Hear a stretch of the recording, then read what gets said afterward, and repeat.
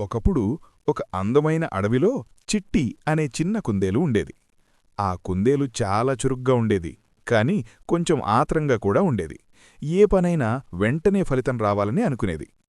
ఆ అడవిలోనే గజరాజు అనే పెద్ద ఏనుగు, మిణుగురు అనే చిలుక మరియు ముద్దుగా ఉండే తాబేలు మందార కూడా ఉండేవి. వాళ్ళంతా మంచి స్నేహితులు. ఒకరోజు చిట్టి అడవిలో ఆడుకుంటూ ఉండగా ఒక వింత విత్తనం దొరికింది. అది బంగారు రంగులో మెరిసిపోతూ ఉండేది. అయ్యో, ఇది ఎంత అందంగా ఉంది! ఇది ఖచ్చితంగా ఒక మాయా విత్తనమై ఉంటుంది అని చిట్టి ఆనందంగా అనుకుంది. అది వెంటనే గజరాజు దగ్గరికి వెళ్ళి అడిగింది. గజరాజు, ఈ విత్తనం చూశావా? ఇది ఏమిటో తెలుసా? గజరాజు మెల్లగా నవ్వుతూ చెప్పాడు. చిట్టి, ఇది సాధారణ విత్తనం కూడా కావచ్చు. నువ్వు దాన్ని నాటితే ఏం జరుగుతుందో తెలుసుకోవచ్చు. చిట్టి వెంటనే ఆ విత్తనాన్ని నేలలో నాటి కొంచెం నీళ్లు పోసింది.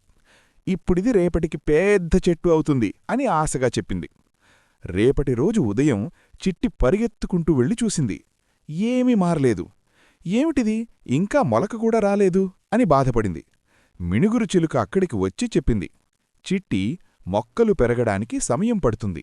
ప్రతిరోజూ నీళ్లు పొయ్యాలి, సహనముండాలి. కాని చిట్టి వినలేదు. నేను రేపటికే ఫలితం కావాలి అని అనుకుంది. మూడో రోజు కూడా మార్పులేదు. చిట్టి కోపంగా చెప్పింది. ఇది పనికిరాని విత్తనం అని చెప్పి దాన్ని తీయాలని అనుకుంది. అప్పుడు మందార తాబేలు నెమ్మదిగా వచ్చి చెప్పింది. చిట్టి, త్వరగా ఫలితం రావాలని ఆశపడకూడదు. నేను కూడా నెమ్మదిగా నడుస్తాను, కాని ఎప్పుడూ గమ్యానికి చేరుకుంటాను. నువ్వు ఓపికగా ఉండాలి. చిట్టి కొంచెం ఆలోచించింది. సరే, ఇంకొన్ని రోజులు ప్రయత్నిస్తాను అని నిర్ణయించుకుంది. ఆ రోజునుంచి చిట్టి ప్రతిరోజూ ప్రేమగా ఆ విత్తనానికి నీళ్లు పోసింది. దాంతో మాట్లాడేది కూడా, త్వరగా పెరుగునా చిన్న మొక్క అని. కొన్ని రోజుల తర్వాత చిన్న పచ్చటి మొలక బయటకు వచ్చింది. అయ్యో, ఇది నిజంగానే పెరుగుతోంది అని చిట్టి ఆనందంతో గెంతింది. ఆమె మరింత శ్రద్ధగా చూసుకుంది. రోజులు గడిచాయి. ఆ మొక్క పెద్ద చెట్టుగా మారింది.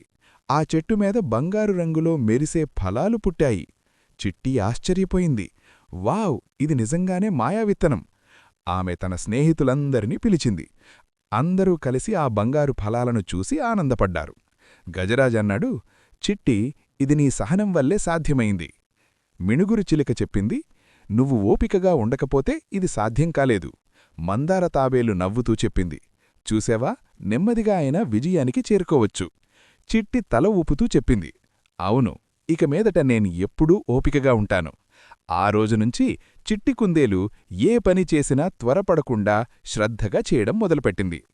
త్వరపడితే తప్పులు, సహనంతో చేస్తే ఫలితం.